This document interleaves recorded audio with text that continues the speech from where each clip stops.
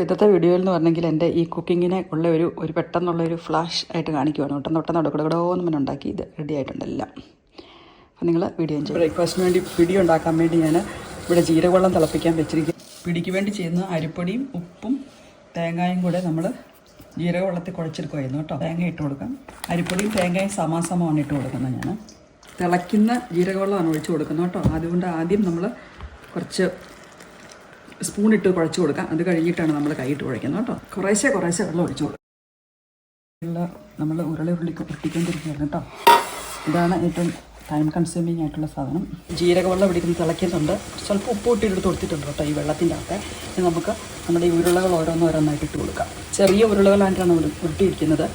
കുറച്ചെണ്ണം വലുതായി പോയെന്ന് സംശയമില്ലാതെ ഇല്ല എൻ്റെ തിരക്ക് കാരണം. ഇവിടെ ഇടുന്ന് റെഡി ആകുന്നുണ്ട്. നന്നായിട്ട് തിളയ്ക്കുന്നുണ്ടെങ്കിൽ നമുക്കിതിന് കുറുകാൻ വേണ്ടി കുറച്ച് അരിപ്പൊടിയും തേങ്ങയും കൂടെ കലക്കി അങ്ങ് ഒഴിച്ച് കൊടുക്കുകയാണ്. അന്നേരം നന്നായിട്ടൊന്ന് കുറുകി കിട്ടും. വെള്ളത്തിൻ്റെ കളറ് മാറുമ്പോൾ നമുക്കറിയാം ഈ പിടി വെന്തിട്ടുണ്ടെന്നേ. ഇത് ഏകദേശം വെന്തിട്ടുണ്ട്. ഒരു 5 മിനിറ്റ്, ഒരു 2-3 മിനിറ്റ് കഴിയും. നമ്മൾ ബ്രേക്ക്ഫാസ്റ്റിനായിട്ട് ഇവിടെ താറാവ് മുട്ടയും പുഴുങ്ങാൻ വെച്ചിട്ടുണ്ട്.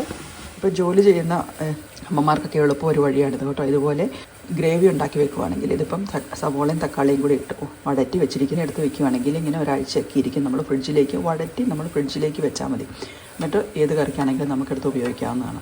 അപ്പം ഞാൻ വഴറ്റി വെച്ചിരിക്കുന്നതാണ്. നമുക്കിത് സെപ്പറേറ്റ് ചെയ്ത് 2-3 പാത്രത്തിലാക്കി എടുത്ത് വെക്കുവാണെങ്കിൽ നമുക്ക് 2-3 ദിവസത്തേക്ക് ഇതെടുത്ത് ഉപയോഗിക്കാവുന്നതാണ്.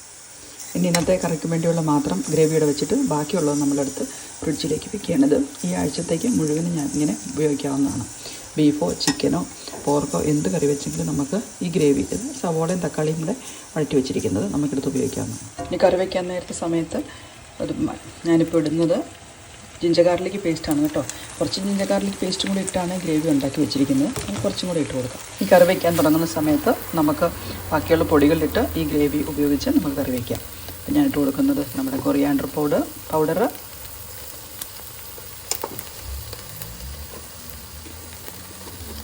മഞ്ഞൾപ്പൊടി,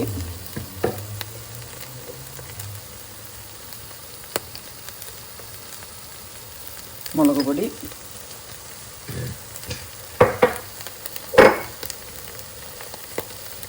ചിക്കൻ മസാല. ചിക്കൻ കറി വയ്ക്കാം. നമുക്ക് ചിക്കൻ ഇട്ട് കൊടുക്കാം. ഞാനിവിടെ മാരിനേറ്റ് ചെയ്ത് വെച്ചിരിക്കുന്ന ചിക്കനാണ് ഇട്ട് കൊടുക്കുന്നത് കേട്ടോ. ഓവർനൈറ്റ് മാരിനേറ്റ് ചെയ്തിരിക്കുന്ന ചിക്കനാണിത്.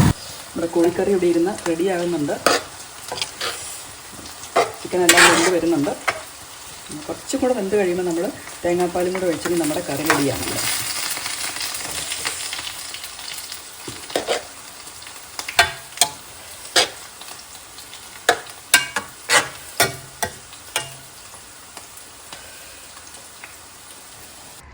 കറി റെഡിയായി വരുന്നുണ്ട്. നമ്മൾ അതിലേക്ക് തേങ്ങാപ്പാൽ ഒഴിച്ച് കൊടുക്കുകയാണ് കേട്ടോ. നമ്മളിവിടെ ക്യാനി മേടിക്കുന്ന തേങ്ങാപ്പാലാണ് ഉപയോഗിക്കുന്നത്. അതുകൊണ്ട് നമുക്ക് വളരെ എളുപ്പമാണ്. അല്ലെങ്കിൽ നമ്മൾ തേങ്ങ ചിരണ്ടി അരച്ചൊക്കെ വേണ്ട നമുക്ക് തേങ്ങാപ്പാൽ എടുക്കാം. ഇവിടെ നമുക്ക് ഈ ക്യാനി കിട്ടുന്ന തേങ്ങാപ്പാലാണ് നമുക്ക് ഒഴിക്കുന്നത്. അതുകൊണ്ട് കുറച്ച് പണി എളുപ്പമുണ്ട്. നമ്മളിവിടെ പോർക്കും കൂടെ റെഡിയാക്കുകയാണ്. ഇത് പോർക്കിന് ആവശ്യമായിട്ടുള്ള കുരുമുളക് ഇട്ട് കൊടുക്കാം. അതിലേക്ക് ഇനി ഇട്ട് കൊടുക്കുന്നത് വേവിച്ച് വെച്ചിരിക്കുന്ന പോർക്കാണ് ഇട്ട് കൊടുക്കുന്നത്.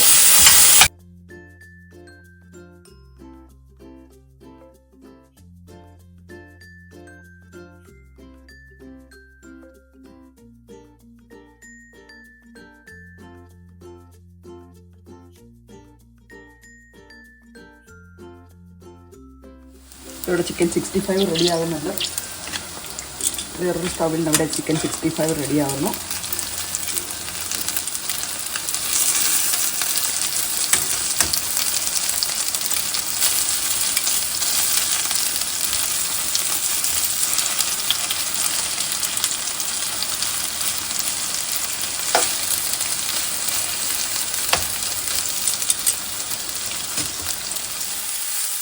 തോരൻ ഉണ്ടാക്കുന്നുണ്ട്.